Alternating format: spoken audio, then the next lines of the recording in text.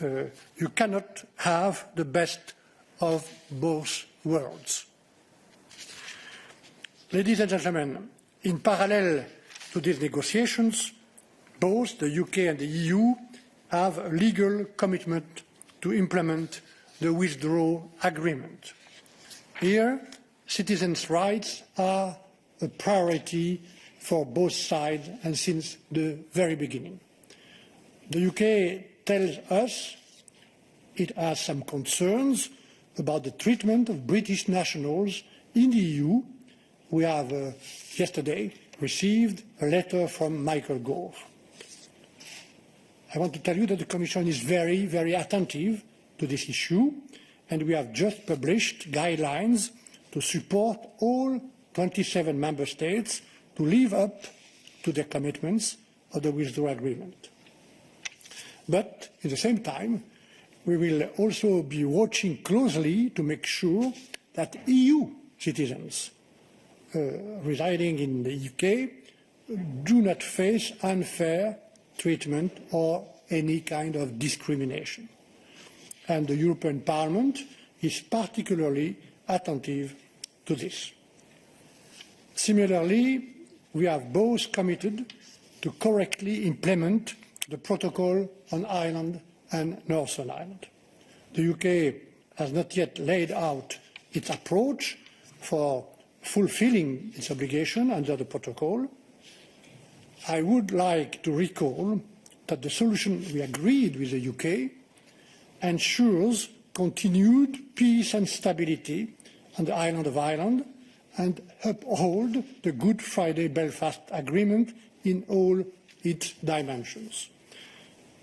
That the agreement preserves the EU single market by ensuring all the necessary checks and control from goods entering Northern Ireland from Great Britain or any elsewhere. So all those who pursue these objectives but must now also correctly implement the protocol. The system needs to be fully operational on the 1st of January next year. This is a stable and lasting solution, subject to a process of ensuring democratic consent from the majority of the elected representatives of Northern Ireland's Legislative Assembly. I explained all of this very clearly and very transparently during my last visit to Belfast last January. So, together with Maros Šefčovič, our Vice President, who co-chairs the Joint Committee with Michael Gove for the UK, we are awaiting with confidence, but also with vigilance, the approach that will be taken by the UK's authorities. Ladies and gentlemen, to conclude, the agreement we are negotiating will structure our relationship for years to come, decades then, even. The EU wants a modern, unprecedented, forward-looking agreement, not a narrow one rooted in past precedents and sliced up sector by sector. Our future partnership will be shaped by the choices we make this year together. The EU will not act in haste on such an important matter. Our negotiation mandate was not written in haste. It is a reflection of 3 years of work, starting as early as in April 2017, with the first guidelines adopted by the European Council and the first resolution adopted by the Parliament. The next round must bring new dynamism in order to avoid a stalemate between us. Let us make a success of round 4 in the first week of June by making the tangible progress we need across the board at last. Until the very end, the EU and I will remain calm, firm on our principles and respectful. Thank you very much. Thank you very much, Mr. Barnier. We'll now jump straight into the questions and answers. I just remind you before I take the first question that we will have a technical briefing after this for those technical questions. Okay, I'll go first of all to Jennifer Rankin from The Guardian.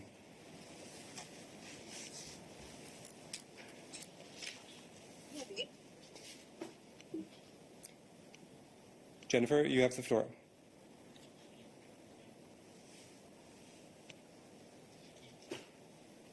Hello, can you hear me? Yeah, we can hear you now. Sorry for the delay. Mr. Barnier, I wanted to return to the subject of citizens' rights. You mentioned the letter the British government had sent to the Commission yesterday. I wanted to ask you whether you share the British government's analysis of the problems identified in certain member states. And you had mentioned you would be publishing guidelines. But will you actually be contacting member states? Can you talk us through some of the steps you intend to take as a response of this letter? Thank you very much. Jennifer, this question has always, on both sides, been the priority, in particularly in negotiating the withdrawal agreement. And it's now a question of ensuring that it is properly implemented. And today, this is a shared responsibility of that part of the withdrawal agreement, as indeed all other parts of the agreement. I was talking just now about the protocol for Ireland and Northern Ireland. All that must be scrupulously implemented in an operational way, which is why I did sent yesterday to Maroš Šefčovič, putting me in copy. To answer your question, regularly, indeed, we do take stock with member states regards the implementation of residence rights for British citizens. 1.5 million of them, after all, British citizens who are living on the territory of one of the 27 EU members. And indeed, the European Commission adopted a decision whereby all member states will issue residence documents using the same format. The European Commission, as you recall, has just published a guidance note addressed to national authorities to help them in implementing the citizens' rights part of the withdrawal agreement. And our 27 member states, which in a few days' time we'll be meeting with in what we call a specialised committee on Ireland, Northern Ireland and citizens' rights. They'll be meeting next week. Our member states are all at present busy implementing their national rules, confirm the option chosen for residence sitting, whether it's a system is based on declaration or something goes further. And some have already started to issue residence permits. And the British will have up until June 2021 to submit their request for residence under a system where they have to constitute themselves for the first time. So we'll do the necessary dialogue with each of the member states concerned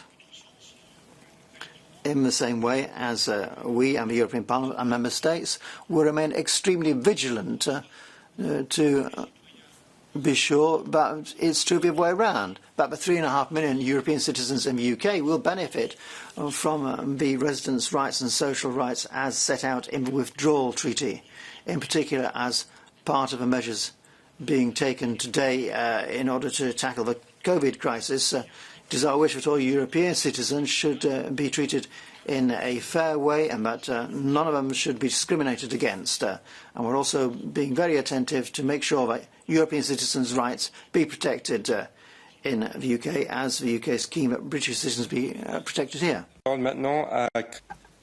Christian Spielmann now has the floor.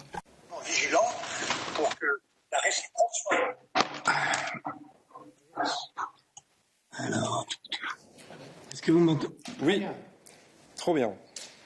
Can you hear me? Yes, very well. Christian Spielmann de l'AFP. Christian Spielmann.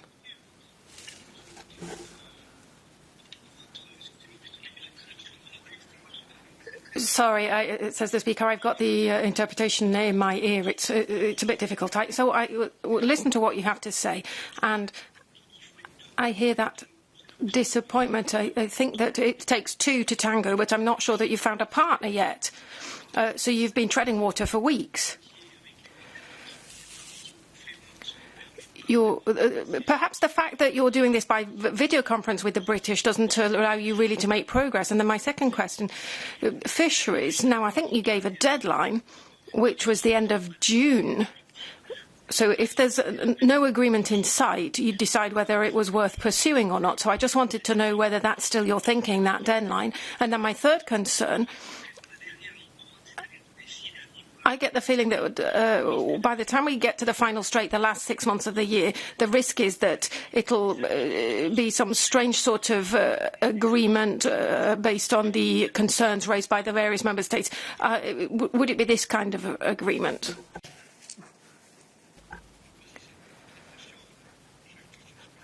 Well, my dear Christian Spielmann, I don't know if that's your impression, but this negotiation isn't really a dance, not a tango, and not any other dance. Or that's not how I see things anyway. Firstly, we're working in exceptional circumstances, as I am doing here with you for this press conference, of course. Circumstances which are not as effective as all getting together around a table in the same room, of course. The round lasts for 5 days, Monday to Friday. So what we're missing is that, you know, normally you work in a room among negotiators, but then one or another can go off and have a more restricted, more direct meeting, more specific, and that's what we're missing. That's what's not possible here. But thanks to technology, we were able to hold 40 parallel video conferences over the course of the week in those 11 negotiating groups in these exceptional circumstances. I really hope that as soon as possible we will be able to see each other physically again. Now, on fisheries, I said this because it's true that there was some start of a dialogue. We were starting out with a very maximalist position from the UK side, who were saying we want our territorial waters back, which is completely normal. The fish in the waters, which give rise to other problems, of course, and we'll talk to you about that every year. Well, that's a position that we can't accept. We have a very strong position as well. You might say, some people might say maximalist as well, and we say change nothing, status quo. But if nothing shifts, then no discussion is possible.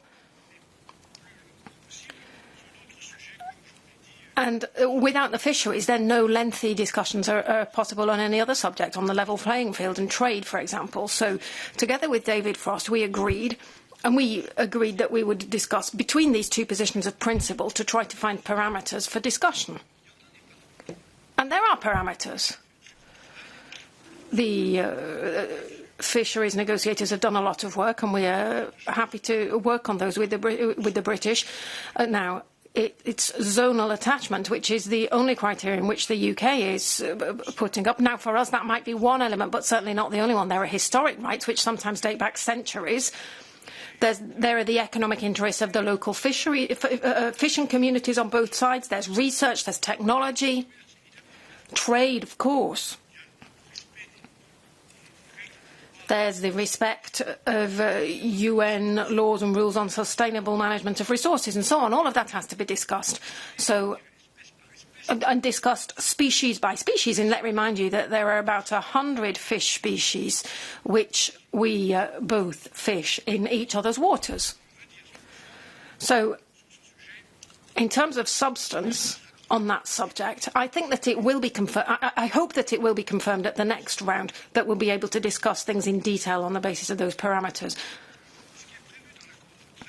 Now, what it says in the withdrawal agreement and the political declaration, the Speaker corrects himself, the political declaration, is that we have to seek out an agreement on fisheries by the 1st of July, and we have to do our utmost, our best endeavours to get to that point. It's not an obligation. The sooner the better.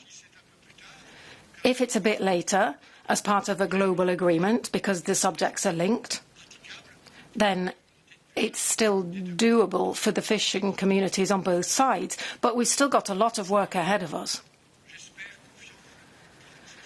But I hope I can be confident that we'll be able to make progress there. The third point, I can be very brief. No, there won't be a kind of sold-off agreement. If the British still want an economic and trade agreement with us, and in other fields as well, then there are other conditions which will be linked to our own sovereignty. That's what the British haven't fully understood. We're not going to let a third country set the conditions for access to our market. That goes for goods, for services, financial services, data, professional qualifications and others.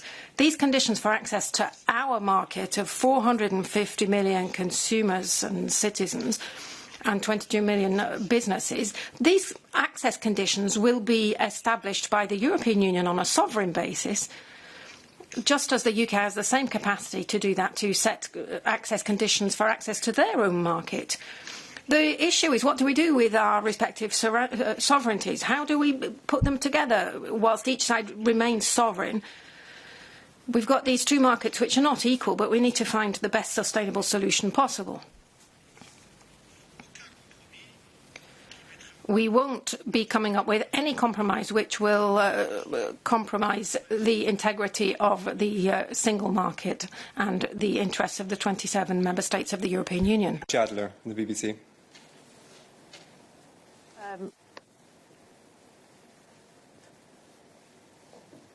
Can you hear me, Mr. Barnier?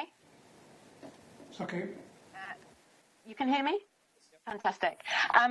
So I'm beginning to hear more and more in EU circles talk of an increasing likelihood of a no deal because of these big differences between the two sides. We heard that, for example, from the German foreign minister. Would you agree, Mr. Barnier?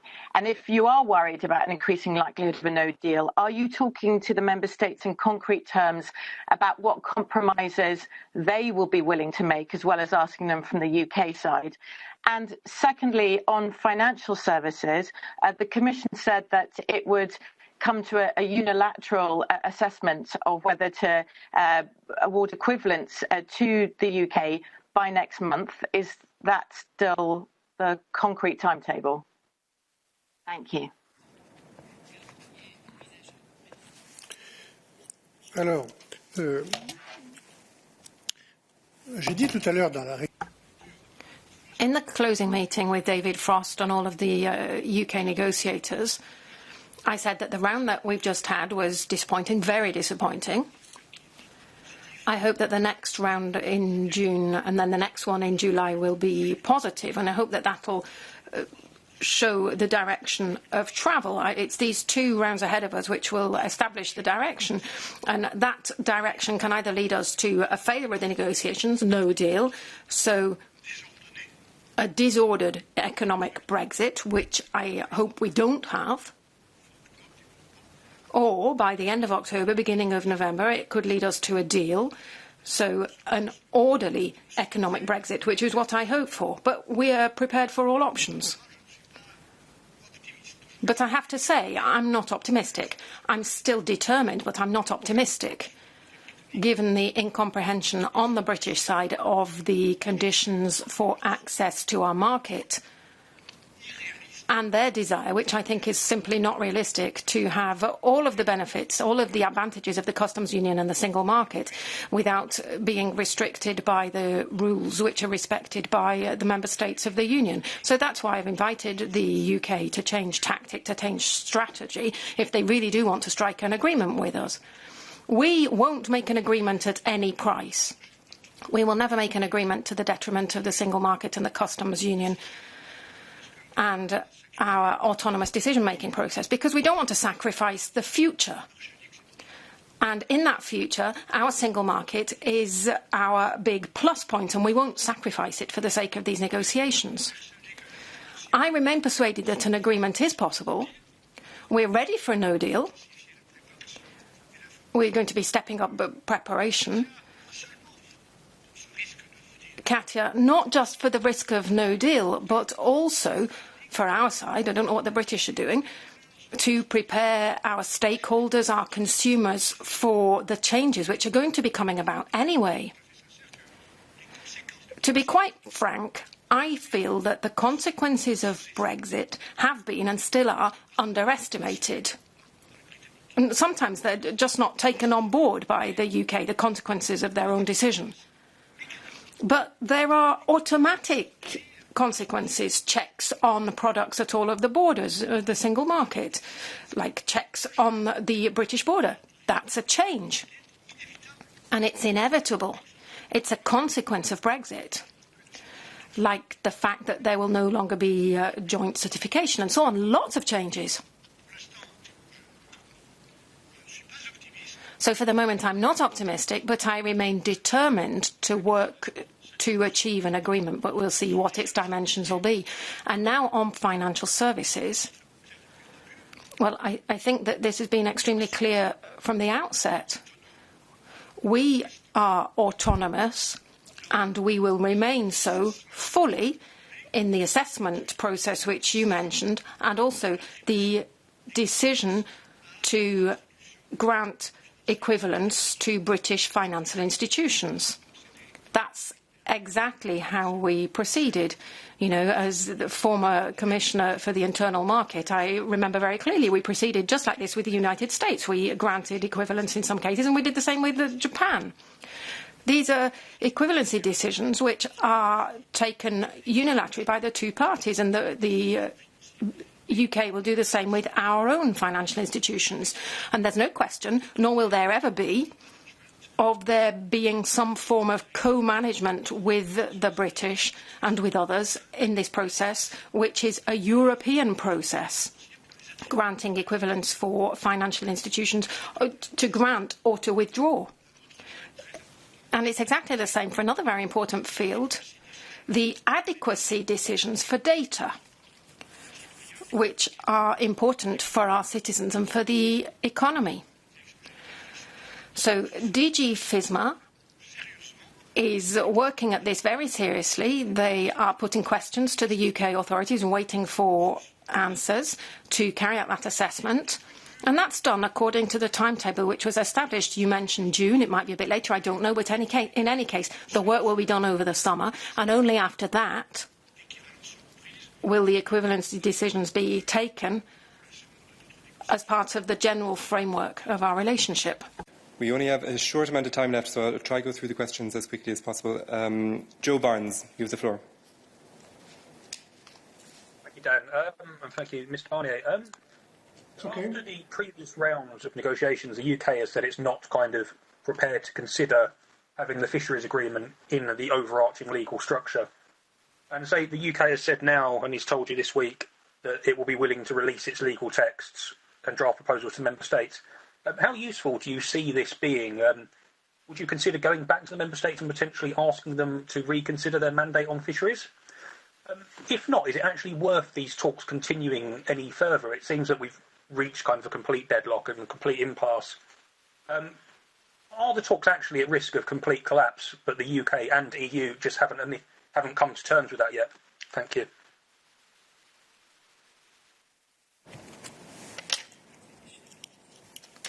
No, Joe. No, Joe, we're not at that point. We're not at a point of failure. Quite the contrary, in fisheries, as part of my mandate, and based on the trust placed in me by the member states on a subject that I'm fairly familiar with, because I had the honour of being Minister for Fisheries in my own country. So I know just how complicated this job is and how important it is being a fisherman.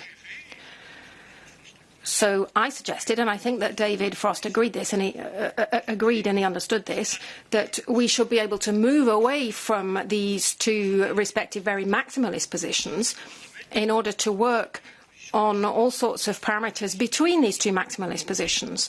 So what I understood this week, it's perhaps the only positive outcome of this week's round, is that on fisheries, we are now going to be starting a discussion on more specific parameters, which could well be productive and constructive. And I think that that same spirit perhaps will be extended to level playing field and governance and so on, where we do need to be able to put something together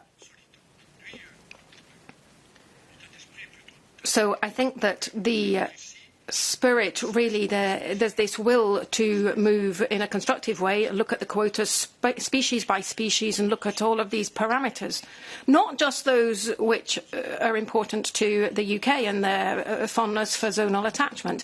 As I said, there'll be no trade agreement with the UK without a balanced agreement on fisheries and a proper balanced agreement on the level playing field. One last question. Give you the floor. Barbara Munns. Yes, hello, can you hear me? Okay, the EU has a tactic of parallels in these talks. Does that also mean that you are slowing down certain issues, such as services, because other tables aren't moving fast enough? And does that make sense given the limited time frame of these talks? Oui. Oui, j'ai entendu. Yes, I've heard on the British side in this, as part of the spin, somebody said that this parallelism stops the negotiating capacity of the Europeans. But it's quite the opposite. The parallelism is a condition for progress. And I said this last time, and I'm happy to repeat it calmly again. We won't be so naive as to conclude subjects on all of the issues which are of interest to the UK, and there are a lot of them, particularly with their intention to think that they could be members of the customs union and the single market without having to respect the conditions which are respected by the member states. So we're not going to be making progress there on things which are close to the UK if subjects which are important for the EU don't see any progress. So there is this parallelism in the rhythm and in progress that's made. So I think that the UK blockage on the level playing field, where they're forever brandishing the issue of UK sovereignty. Well, nobody's calling that into question. We respect it. I mean, that's the reason behind Brexit, this desire to get back this autonomy and and their own regulatory capacity. So we will respect their sovereignty and they respect ours, and in so doing, we can come together, bring together two sides who are each sovereign around a table, but who come together and do what Boris Johnson wrote in the political declaration and give a legal translation of this political declaration from Boris Johnson and the political leaders on the European side, so that we can avoid any kind of unfair competitive advantages, unfair competition, non-regression clauses and so on. These are very specific things which were written in by the UK Prime Minister. So all that I'm asking is that we give some kind of legal translation, operational translation to this political commitment. Otherwise, I really don't understand what the point of the political declaration was. It's not a tactic, Barbara. It really isn't a tactic on our side. It's an essential point for the 27 member states and for the European Parliament. And I hope that that's clear. If we want to have an agreement.